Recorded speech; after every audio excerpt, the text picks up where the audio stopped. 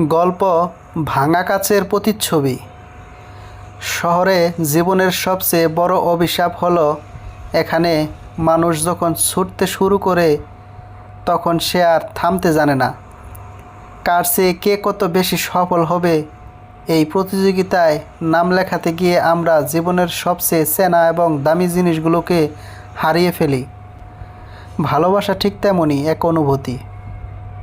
একে প্রতিদিন যত্নে আগলে না রাখলে তা কখন যে কর্পোরেট ফাইলের স্তূপ আর যান্ত্রিকতার ভিড়ে হারিয়ে যায় তা টেরও পাওয়া যায় না। আমাদের আজকের গল্প তেমনই এক দম্পতিকে নিয়ে, অরণ্য এবং তানিয়া। এক সময় তাদের প্রেম, তাদের একে অপরের প্রতি টান, বন্ধুদের আড্ডায় ঈর্ষার কারণ ছিল। মধ্যবিত্তের টানপোড়েন দিয়ে শুরু হওয়া তাদের সংসার আজ সফলতার চূড়ায় পৌঁছেছে।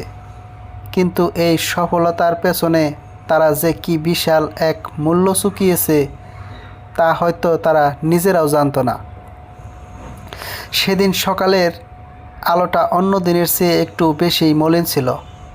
পুরো ঢাকা শহর তখনও ঘুম থেকে আড়মোড়া ভেঙে জেগে ওঠেনি। চারদিকের নিস্তব্ধতার মাঝে অরণ্য আর তানিয়ার ড্রয়িং রুমে এক অদ্ভুত থমথমে পরিবেশ বিরাজ করছিল। বাতাসে কোনো শব্দ ছিল না, কিন্তু সেই নীরবতা শান্তির ছিল না।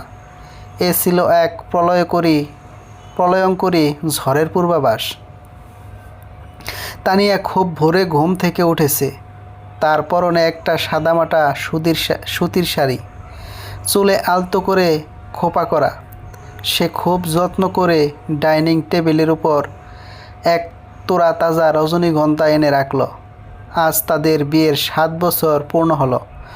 অথচ তানিয়ার মনে হচ্ছিল এই 7টা বছর যেন 7টা শতাব্দীর মতো দীর্ঘ।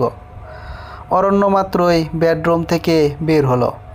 তার পরনে দামি ব্র্যান্ডের স্যুট, টাইটা নিখুঁতভাবে বাঁধা, কিন্তু তার চোখে মুখের দিকে তাকালে বোঝা যায় সে এক দীর্ঘ ক্লান্তির মধ্য দিয়ে যাচ্ছে। তার মাথায় তখন ঘুরছে অফিসের গুরুত্বপূর্ণ প্রেজেন্টেশন, বাতাসের কড়া নির্দেশ আর ক্লায়েন্ট মিটিংয়ের হিসাব নিকাশ। তানিয়া একটুখানি হেসে অরণ্যর দিকে তাকালো। সেই হাসিতে ভালোবাসার চেয়েও বেশি ছিল এক বুক প্রত্যাশা। সে নরম সুরে বলল, আজকের দিনটার কথা মনে আছে তোমার অরণ্য? অরণ্য তার হাত ঘড়ির দিকে তাকালো। বিরক্তির এক মৃদুরেখা তার কপালে ভেসে উঠল। সে ব্যাগটা সোফায় রেখে উদাসীনভাবে বলল, আজকে আবার কি বিশেষ কিছু আছে নাকি? তানিয়া, প্লিজ সংক্ষেপে বলো, আমার আজ খুব তাড়া আছে। তানিয়ার মুখের সেই এক চিলতে হাসি নিমিষেই মিলিয়ে গেল। বুকের ভেতরটা তীব্র অভিমানে মোচড় দিয়ে উঠল। সে টেবিলের ফুলগুলোর দিকে তাকিয়ে বলল, আজ আমাদের বিয়ের 7 বছর পূর্ণ হলো। 7টা বছর আগে এই দিনটাতেই আমরা একে অপরের হাত ধরেছিলাম। অথচ তোমার কাছে এটা অন্য 5টা সাধারণ বৈচিত্র্যহীন দিনের মতোই মনে হচ্ছে। অরণ্য কিছুটা লজ্জিত হলো বটে, তবে নিজের ভুল স্বীকার করার মতো মানসিক অবস্থা তার ছিল না। সে নিজের পুরুষালী অহংকার আর কাজের বাহানা দিয়ে বিষয়টাকে ধামাচাপা দিতে চাইল। দেখো তানিয়া, আমি দিন রাত যে এইভাবে খাটছি, কার জন্য খাটছি? আমাদের একটা সুন্দর এবং সচ্ছল ভবিষ্যতের জন্যই তো। অফিসের নতুন প্রজেক্টের কাজ নিয়ে আমি মারাত্মক মেন্টাল প্রেশারে আছি। এই ছোটোখাটো ক্যালেন্ডারের তারিখ মনে রাখার বা এইসব নিয়ে সকাল সকাল ঝগড়া করার মতো ফালতু সময় আমার কাছে নেই। ছোটোখাটো বিষয়? তানিয়ার কণ্ঠস্বর এবার কেঁপে উঠল। চোখ দুটো জ্বলে ভরে এলো। সম্পর্কের বয়স মনে রাখাটা তোমার কাছে ছোটোখাটো বিষয় মনে হলো? আমি তোমার কাছে কোনো দামি হীরের গহনা বা দামি উপহার চাইনি অরণ্য। আমি শুধু চেয়েছিলাম একটুখানি সময়, একটুখানি মনোযোগ আর দুটো ভালোবাসার কথা। কিন্তু আমি বুঝতে পারিনি যে তোমার এই বড় লোকদের দুনিয়ায় আমার আবেগের কোনো মূল্য নেই। অরণ্য আর কথা বাড়াতে চাইল না। সে ভালো করেই জানে যুক্তি দিয়ে সে তানিয়াকে হারাতে পারবে না। তাই সে তার ব্রিফকেসটা তুলে নিয়ে দরজার দিকে এগিয়ে গেল। জুতো পরতে পরতে রুক্ষ কণ্ঠে বলল, আমি আসছি, রাতে ফিরতে দেরি হবে, আমার জন্য অপেক্ষা করো না। ভারী দরজাটা একটা কর্কশ শব্দ করে বন্ধ হয়ে গেল। সেই শব্দের প্রতিধ্বনি যেন তানিয়ার পুরো বুকটাকে কাঁপিয়ে দিল। সে ডাইনিং টেবিলের পাশে ধপ করে বসে পড়ল। টেবিলে রাখা রজনীগন্ধা ফুলগুলো তখন বড্ড মলিন আর প্রাণহীন দেখাচ্ছিল। অফিসের শীততাপ নিয়ন্ত্রিত চেম্বারে বসেও অরণ্য আজ কোনো কাজে মন দিতে পারছিল না। ল্যাপটপের স্ক্রিনের দিকে তাকিয়ে থাকলেও তার চোখের সামনে বারবার ভেসে উঠছিল তানিয়ার সেই অশ্রু সজল মুখটা। তার ভেতরের একটা অংশ বলছিল, সকালের ব্যবহারটা বোধহয় খুব বেশি খারাপ হয়ে গেছে, কিন্তু তার ভেতরের অহংকার আর ইগো তাকে ফোন করে দুঃখ প্রকাশ করতে দিচ্ছিল না। অন্যদিকে তানিয়া সারাদিন একা একা বিশাল ফ্ল্যাটটায় বন্দি হয়ে রইল। তাদের 6 বছরের ছেলে নীল তখন স্কুলে। নিঃসঙ্গতা যখন মানুষকে গ্রাস করে, তখন পুরনো স্মৃতিগুলো তীরের মতো বুকে এসে বিঁধতে থাকে। তানিয়া ভাবছিল সেই দিনগুলোর কথা, যখন অরণ্যের পকেটে পর্যাপ্ত টাকা ছিল না। একটা ভাঙা সাইকেলে করে তারা ফুচকা খেতে যেত, বৃষ্টিতে ভিজত। তখন টাকা ছিল না, কিন্তু সুখ ছিল কানায় কানায় পূর্ণ। আর আজ টাকা পয়সা গাড়ি বাড়ি সব আছে, শুধু সুখটাই কর্পোরেট জীবনের বাজারে বিক্রি হয়ে গেছে। দুপুরের পর মনের অস্থিরতা কমাতে তানিয়া একটু বাইরে বের হলো। ধানমন্ডির একটা শান্ত কফি শপে এসে বসল। ঠিক তখনই সেখানে কাকতালীয়ভাবে হাজির হলো সায়েম। সায়েম তানিয়ার বিশ্ববিদ্যালয়ের আমলের খুব ভালো একজন বন্ধু।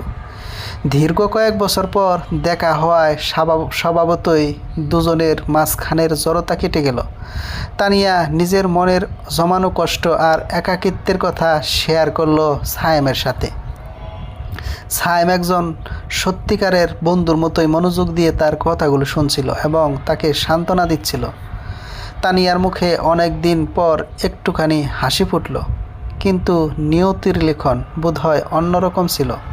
ঠিক একই সময়ে অরণ্যের অফিসের এক সহকর্মী রিয়াদ সেই কফি শপের সামনে দিয়ে যাচ্ছিল। তিনি কাছের ওপারে তানিয়া আর সায়েমকে হাসি মুখে কথা বলতে দেখেন। রিয়াদ একটু পরশ্রীকাতর প্রকৃতির মানুষ ছিলেন। তিনি তানিয়া ও সায়েমের এই বন্ধুত্বকে অন্য চোখে দেখলেন এবং অতি উৎসাহী হয়ে অরণ্যকে ফোন করে বসলেন। হ্যালো অরণ্য, তুই কোথায় রে? একটা জরুরি কথা বলার জন্য তোকে ফোন করলাম।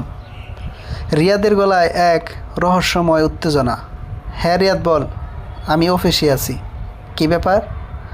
অরণ্য ক্লান্ত গলায় উত্তর দিল, আরে ভাই, তুই তো অফিসে ফাইল নিয়ে মরছিস, আর এদিকে তোর ভাবিকে দেখলাম ধানমন্ডির কফি শপে অন্য একটা হ্যান্ডসাম ছেলের সাথে খুব ঘনিষ্ঠ হয়ে হাসি খুশি মেজাজে আড্ডা দিচ্ছে। ছেলেটা ভাবির হাত ধরে সান্ত্বনাও দিচ্ছিল মনে হলো। ব্যাপারটা কি বলতো? সংসারে সব ঠিকঠাক তো? রিয়াদের এই একটা কথা অরণ্যর কানে যেন তপ্ত সীসার মতো লাগলো। সকালের রাগ, দুপুরে ক্লান্তি আর এই মুহূর্তে ঈর্ষা সব মিলিয়ে অরণ্যের মনের ভেতর এক চরম সন্দেহের বিষবাষ্প তৈরি করলো। তার চোখের সামনে পৃথিবীটা যেন দুলতে লাগলো। সে আর এক মুহূর্ত অফিসে বসলো না। ল্যাপটপ সজোরে বন্ধ করে ফাইলপত্র ফেলে রেখে তীব্র ক্ষোভ নিয়ে পার্কিং লটের দিকে ছুটে গেল। গাড়ির স্টার্ট দিয়ে সে অ্যাক্সিলেটরে এমনভাবে চাপ দিল যেন সে কোনো এক ধ্বংসের দিকে ধেয়ে যাচ্ছে। বাসার দরজাটা খুলে তানিয়া যখন ড্রয়িং রুমে ঢুকলো, তখন সে দেখল অরণ্য অন্ধকারের মধ্যে সোফায় বসে আছে। তার চোখ দুটো রাগে লাল হয়ে আছে। তানিয়া কিছু বলার আগেই অরণ্য বাঘের মতো গর্জে উঠল, কোথায় ছিলে এতক্ষণ? কার সাথে ফুর্তি করছিলে? তানিয়া চমকে উঠল। সে অরণ্যর এই রূপ আগে কখনো দেখেনি। সে নিজেকে সামলে নিয়ে বলল, মুখ সামলে কথা বলো অরণ্য। আমার এক পুরনো বন্ধুর সাথে দেখা হয়েছিল, তার সাথে একটু কফি খেতে গিয়েছিলাম। বন্ধু নাকি অন্য কিছু? অরণ্য ক্ষিপ্ত হয়ে তানিয়ার ব্যাগটা টেনে মেঝেতে ফেলে দিল। আমি দিনরাত কুকুরের মতো খাটবো আর তুমি আমার টাকার গরমে অন্য পুরুষের সাথে প্রেম করে বেড়াবে? তোমার চরিত্র যে এতটা সস্তা তা আমার জানা ছিল না। তানিয়া স্তব্ধ হয়ে গেল। যে পুরুষকে সে নিজের জীবনের চেয়েও বেশি ভালোবেসেছে, যার জন্য নিজের কেরিয়ার বিসর্জন দিয়ে সংসার সামলেছে, সে আজ তার সততা আর চরিত্র নিয়ে প্রশ্ন তুলল। তানিয়ার ভেতরের আত্মসম্মানবোধ এক নিমিষেই এক ইস্পাত কঠিন দেয়ালে রূপ নিল। সে চোখের জল মুছে সোজা অরণ্যের চোখের দিকে তাকিয়ে বলল, যে সম্পর্কে কোনো বিশ্বাস নেই, যে পুরুষ তার স্ত্রীকে সম্মান করতে জানে না, সে সম্পর্ক মরে গেছে অরণ্য। আমি আর এই ছাদের নিচে এক মুহূর্তও থাকবো না। জেদ আর অহংকারের এই লড়াইয়ের শেষ পরিণতি হলো আদালত। দুজনেই আইনিভাবে আলাদা হওয়ার সিদ্ধান্ত নিল। বিবাহ বিচ্ছেদের মামলা দায়ের করা হলো, কিন্তু সবচেয়ে বড় এবং হৃদয় বিদারক জটিলতা তৈরি হলো তাদের 6 বছরের নিষ্পাপ সন্তান নীলকে নিয়ে। সে বুঝতেও পারছিল না তার সাজানো গোছানো পৃথিবীটা কেন হঠাৎ এইভাবে ভেঙে চুরমার হয়ে যাচ্ছে। আদালতের জনাকীর্ণ এজলাসে দুই পক্ষের দামি দামি আইনজীবীরা দাঁড়িয়ে গেলেন। অরণ্যের আইনজীবী যুক্তি দেখালেন, মাননীয় আদালত, আমার মক্কেল একজন প্রতিষ্ঠিত ব্যবসায়ী, তার আর্থিক অবস্থা অত্যন্ত সচ্ছল। অন্যদিকে সন্তানের মা একজন স্বাধীনচেতা নারী, যার সামাজিক যোগাযোগ অনেক বেশি, এবং তিনি সন্তানকে পর্যাপ্ত সময় দিতে পারবেন না। তাই শিশুর ভবিষ্যৎ বাবার কাছেই সবচেয়ে বেশি নিরাপদ। পাল্টা জবাবে তানিয়ার আইনজীবী তীব্র প্রতিবাদ জানিয়ে বললেন, মাননীয় আদালত, মায়ের কোলের চেয়ে নিরাপদ কোনো জায়গা শিশুর জন্য হতে পারে না। বাবা তো টাকার পেছনে ছুটতেই ব্যস্ত, তিনি সন্তানকে কি সময় দেবেন? কেরিয়ারের দোহাই দিয়ে একজন মায়ের কাছে থেকে তার সন্তানকে কেড়ে নেওয়া চরম অন্যায়। কাঠগড়ায় দাঁড়িয়ে অরণ্য আর তানিয়া একে অপরের দিকে তাকাচ্ছিল, কিন্তু সেই চোখে আর পুরনো ভালোবাসার বিন্দুমাত্র ছোঁয়া ছিল না। সেখানে ছিল শুধু একে অপরকে হারিয়ে দেওয়ার জেদ আর আইনি লড়াইয়ে জেতার এক অন্ধ অহংকার। বিচারক মনোযোগ দিয়ে দুই পক্ষের বক্তব্য শুনলেন। তিনি বুঝতে পারলেন, এই বাবা মায়ের অহংকারের লড়াইয়ে আসলে বলি হচ্ছে একটা ছোট্ট শিশু। তিনি গম্ভীর কণ্ঠে তার রায় ঘোষণা করলেন, আদালত মানুষের আবেগ দিয়ে চলে না, চলে প্রমাণের ভিত্তিতে। যেহেতু আপনাদের দুইজনের কেউই আইনিভাবে অযোগ্য প্রমাণিত হননি, তাই সন্তানের মানসিক অবস্থা বিবেচনা করে আগামী 1 মাস শিশুটি অল্টারনেট করে থাকবে। প্রথম 15 দিন বাবার কাছে এবং পরের 15 দিন মায়ের কাছে থাকবে। এই 1 মাস পর চাইল্ড সাইকোলজিস্টের রিপোর্টের ভিত্তিতে চূড়ান্ত সিদ্ধান্ত নেওয়া হবে। আদালতের রায়ের পর শুরু হলো এক অদ্ভুত নারকীয় জীবন। নীলকে যেন একটা খেলনার মতো ভাগ করে দেওয়া হলো। প্রথম 15 দিন সে বাবার বিশাল শূন্য ফ্ল্যাটে রইল। অরণ্য তাকে দামি দামি খেলনা কিনে দিত, নামি রেস্তোরাঁ থেকে খাবার আনিয়ে দিত, কিন্তু নীল তো খেলনা বা রেস্তোরাঁর খাবার চায়নি। সে চেয়েছিল রাতের বেলা ঘুমানোর সময় মায়ের গায়ের সেই পরিচিত সুবাস আর মায়ের মুখের রূপকথার গল্প। আবার যখন সে মায়ের কাছে যেত, তখন সে দেখতে পেত মা একা একা ব্যালকনিতে দাঁড়িয়ে কাঁদছে। বাবার অনুপস্থিতি আর মায়ের এই কান্না ছোট্ট নীলের কোমল মনে এক গভীর দাগ কেটে গেল। সে দিন দিন চুপচাপ হয়ে যেতে লাগলো। যে ছেলে সারাদিন ঘর জুড়ে প্রজাপতির মতো উড়ে বেড়াতো, সে এখন ঘরের কোনায় পুতুলটার মতো স্তব্ধ হয়ে বসে থাকে। তার খাওয়া দাওয়া বন্ধ হয়ে গেল, পড়াশোনায় মন উঠে গেল। এক রাতে অরণ্য যখন অফিস থেকে ক্লান্ত হয়ে বাসায় ফিরল, তখন পুরো ফ্ল্যাটটা নিঝুম অন্ধকার। সে নীলের ঘরে গিয়ে দেখল নীল খাটের এক কোনায় গুটিসুটি মেরে শুয়ে আছে। অরণ্য তার কপালে হাত দিতেই চমকে উঠল। নীলের গা যেন পুড়ে যাচ্ছে প্রচণ্ড জ্বরে। সে জ্বরের ঘুরে বিড়বিড় করে কাঁদছে আর বলছে, মা, বাবা, তোমরা ঝগড়া করো না, আমি ভালো ছেলে হয়ে যাব। অরণ্য প্রচণ্ড ভয় পেয়ে গেল। জীবনের প্রথম সে নিজেকে বড্ড অসহায় আবিষ্কার করলো। তার কোটি টাকা, তার বিশাল গাড়ি বাড়ি, কোনো কিছুই এই মুহূর্তে তার ছেলের গায়ের জ্বর কমাতে পারছিল না। সে একা একা কি করবে বুঝতে না পেরে সব ইগো আর অহংকার ভুলে কাঁপা কাঁপা হাতে তানিয়াকে ফোন করলো। ফোনটা বাজার সাথে সাথেই তানিয়া ধরে ফেলল। ওপাশ থেকে অরণ্যর কান্নাকাটি জড়ানো গলা ভেসে এলো, তানিয়া, প্লিজ একবার এসো। আমাদের নীলের খুব চড়া জ্বর। সে জ্বরের ঘুরে শুধু তোমার নাম ধরে রাখছে। আমি কি করব বুঝতে পারছি না তানিয়া। কথাটা শোনা মাত্রই তানিয়া আর এক মুহূর্ত ভাবল না। রাত তখন প্রায় 2টো। বাইরে ঝুম বৃষ্টি হচ্ছিল। তানিয়া কোনো কিচ্ছুর তোয়াক্কা না করে একটা সিএনজি নিয়ে ছুটে চলল অরণ্যর ফ্ল্যাটের দিকে। অতীতের সমস্ত অপমান, রাগ আর আদালতের তিক্ততা যেন এক মুহূর্তেই ধুয়ে মুছে গেল মাতৃত্বের টানে। ফ্ল্যাটের দরজা খুলে অরণ্য যখন তানিয়াকে দেখল, তখন তার চোখ দিয়ে জল গড়িয়ে পড়ছে। তানিয়া কোনো কথা না বলে সোজা নীলের ঘরে চলে গেল।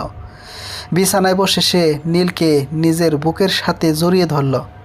মায়ের ছোঁয়া পেতেই নীল যেন কিছুটা শান্ত হলো।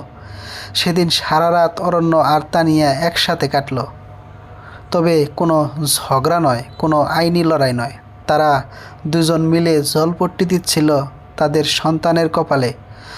অরণ্য বাটি থেকে জল বদলে দিচ্ছিল আর তানিয়া পরম মমতায় নীলের কপালে মুছে দিচ্ছিল।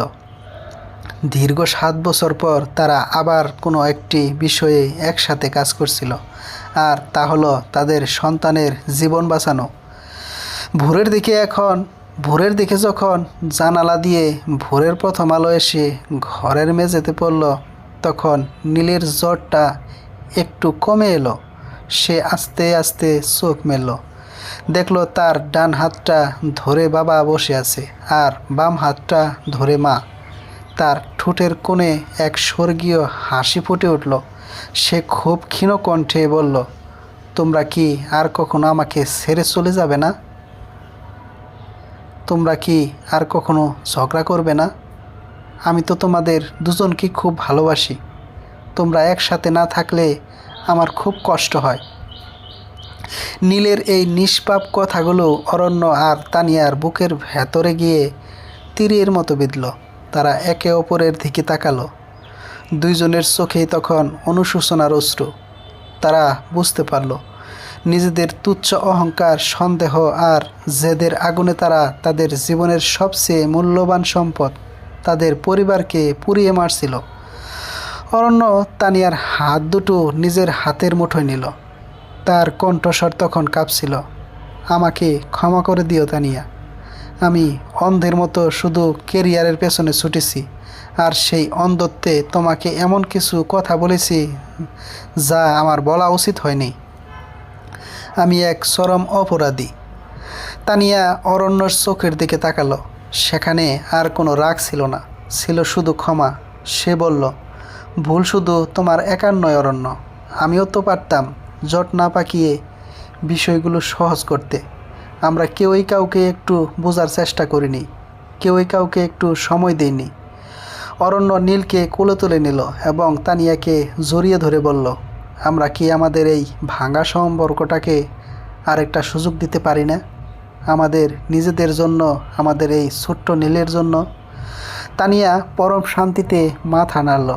তার বুকের ভেতরের জমানো সমস্ত মেঘ যেন এক মুহূর্তেই কেটে গেল। পরের দিন বিকেলের দিকে ঢাকার পারিবারিক আদালতের বারান্দায় এক অভূতপূর্ব দৃশ্য দেখা গেল। যে দম্পতি কিছুদিন আগে একে অপরকে আইনিভাবে ধ্বংস করতে উদ্যত হয়েছিল, আজ তারা অত্যন্ত শান্ত মুখে তাদের নিজ নিজ আইনজীবীদের পাশে দাঁড়িয়ে বিবাহ বিচ্ছেদের মামলাটি চিরতরে প্রত্যাহার করে নিচ্ছে। আইনজীবীরা অবাক হয়ে দেখছিলেন ভালোবাসার শক্তি কিভাবে আইনি জটিলতার দেয়ালকে ঘুরিয়ে দিতে পারে। আদালত ভবন থেকে বের হয়ে যখন অরণ্য আর তানিয়া হাঁটছিল, আর তাদের মাঝখানে দুই হাত ধরে নীল মনের আনন্দে লাফাতে লাফাতে যাচ্ছিল। তখন পরন্ত বিকেলের সোনালি রোদ তাদের উপরে এসে পড়ছিল। তারা আজ এক পরম সত্য উপলব্ধি করেছে, সম্পর্ক কখনো নিখুঁত হয় না। এতে ভুল বোঝাবুঝি আসবে, ঝড় আসবে, কিন্তু বিশ্বাস, ক্ষমা আর একটুখানি ভালোবাসার সুতো দিয়ে যদি একে রোজ বুনে নেওয়া যায়, তবে পৃথিবীর কোনো ঝড়ই একটি সুন্দর পরিবারকে ভেঙে ফেলতে পারে না। মানুষের জীবনে আসল জয় আইনি লড়াইয়ে জেতার মাঝে নয়, বরং ভালোবাসার মানুষকে আগলে রাখার মাঝেই লুকিয়ে থাকে। সমাপ্ত।